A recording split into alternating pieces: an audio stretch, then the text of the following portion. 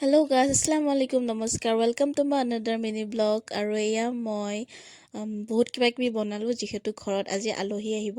সেইটোৰ কাৰণে বহুত কিবা কিবি আইটেম বনালোঁ। তাৰপিছত বনোৱা মেলা হোৱাৰ পিছত চাওক না বৰষুণ টিপ টিপকৈ দিয়ে আছে, একদম ভাল নালাগে। আৰু সেয়া আমাৰ আলহীবিলাক আহি গ'ল।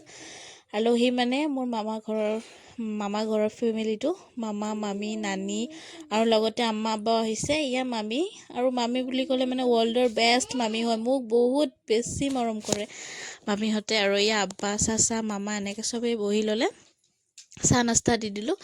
আৰু মই কিছুমান ক্লিপ ল'ব পাহৰিয়ে থাকোঁ। মোক আকৌ ঘৰৰ ফেমিলিবোৰে মনত কৰি দিয়ে যে কি হ'ল ভিডিঅ' কৰা নাই যে। সেইটোৰ কাৰণে সিহঁতকো বহুত বহুত বেছি থেংক ইউ, যিহেতু মোক মনত পেলাই দিয়ে। আৰু এয়া আমাৰ চাচি আৰু এই মামা, মাকো সৰু মামা আহিলে, এনেকৈ মামা ফটো উঠিলে, মোৰ লগত ফটো উঠিলে। মামাকো কিবা কিবি খাব দিলোঁ আৰু ধুনীয়াকৈ খাইছে, খাই ভাল পাইছে বাৰু।